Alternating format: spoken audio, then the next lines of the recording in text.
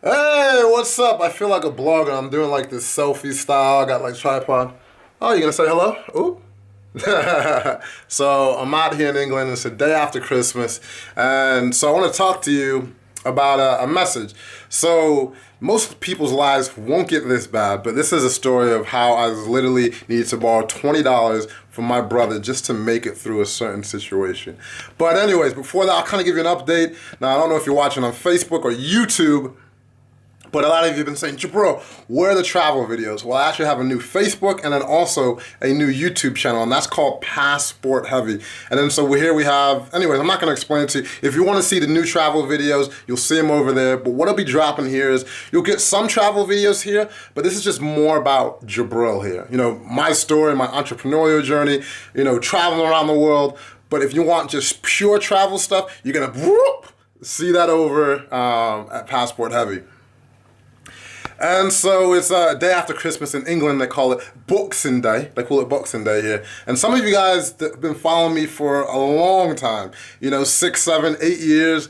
But the majority of you have been, you know, 2, 3 years or so.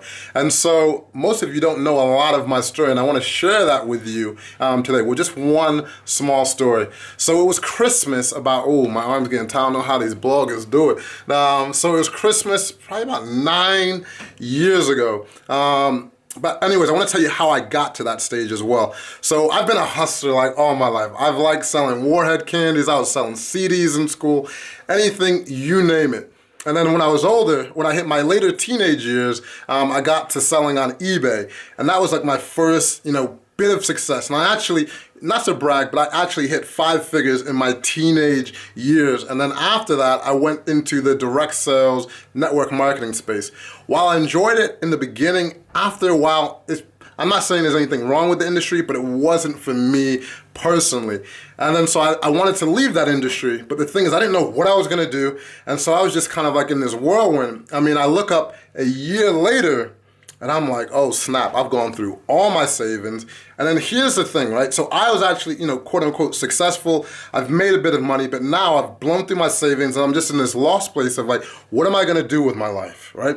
Am I gonna go back to school? My mom's like, yo, you should go back to school. Like if you don't know anything about like an African household, it's like you're gonna be a doctor, you're gonna be an engineer, you're gonna take your ass to school. Like there's no other option.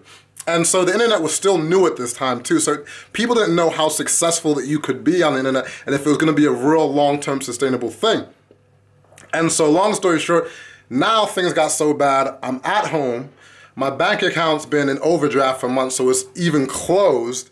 And I'm just like, oh my God, what am I gonna do? Like that's how bad my life got. And it was around Christmas time and I was like, I can't deal with this. Cause like, this is like the situation. So we had a 2-bedroom apartment. So me, my mom, my brother. So that's like, you know, kind of how we grew up. We had a 1-bedroom, then we moved on up and we had a 2-bedroom apartment. And then but the thing is I moved back in with my mom after I had my own place and living good, humbled myself, took my ass back home. And then the thing is, it was so bad in the house that I was like, but the thing is, my mom loves me, and it was like, everything she did was out of love, because she's like, she didn't want to see me wasting my life with kind of chasing a pipe dream. But I knew inside of me what was possible, right? And then so I'm like, I don't even want to come out the room because she can be like, yo, you need to get a job. Why are you just wasting time? She would just see me on the computer and not making anything happen or make it look like nothing's happening. And so the frustration for her, you know, coming home after work or a long day and you just see me on the computer like, get your ass a job, boy. You ain't got no money.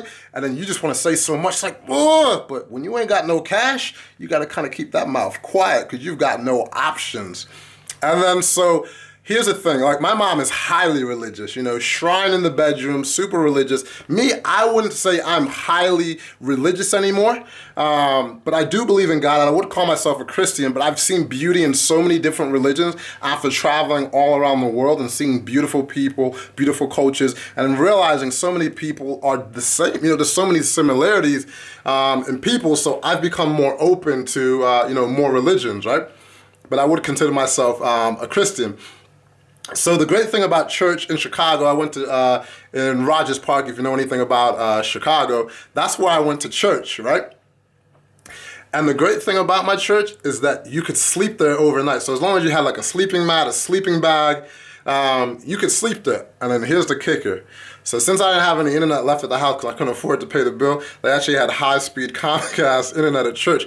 So I spent there because I was just like, I couldn't deal with like this. I just wanted kind of like peace of mind, be away from everything. And the thing was that I also got a lot of the messages that I really needed to hear from church. So when my pastor was speaking, because I don't know about you, but when things are going bad, I think I got closer to God than I've ever been. Because I was like, God, please, no one else out there understands the way that I'm feeling right now. Nobody can feel the pain. Nobody really understands what's going on with me. Please, just give me a chance. Give me a light. Show me something. Because I can't deal with this anymore. And then so I got a lot of the messages I need from church, as well as listening to audiobooks from like Jim Rohn, a lot of personal development books of people. If you haven't ever heard Sylvester Stallone's story about Rocky, you need to listen to that. You know, stories like that really push me through to have someone say, wow, I actually feel your pain. And now here's the thing about getting to church, is that I needed to borrow money because I didn't have enough money, you know, to take the CTA train in Chicago and then food for the next few days in church. So I asked my brother, he was working at like JCPenney at the time, I think making like probably like $7, $8. And I was like, bro, I know it's a holiday time, but I need to borrow $20. So like that way I could buy fries for like $1 a day. I mean, this is literally the type of situation I was going for because I refused to get a job because I knew what I actually wanted to do with my life. And so that was like how bad, you know, my life was. And the reason I'm sharing this story with you is because a lot of people see how I'm living today. They see me traveling around the world. They see me with some amazing entrepreneurs and doing amazing things, but they have no idea what it actually took for me to get here. They don't know about the highs, the lows. And it's really, you know, quite embarrassing, you know, to share. And when you're actually going through it at the time, you don't want anyone else to know it. But I wanted to share it with you. Maybe you're going through something similar. Maybe you've never even been close to that low. I just wanted to share, because if it reaches someone, maybe you're going through something like that right now. Maybe it doesn't have to be financially, maybe it's spiritually, whatever that low point is in your life, it doesn't last, right? And there's a lot of things out there that's always negative. I'm like probably overly positive. I don't really share too many negative things because I was like, the world is filled. You got the news, and that's another thing.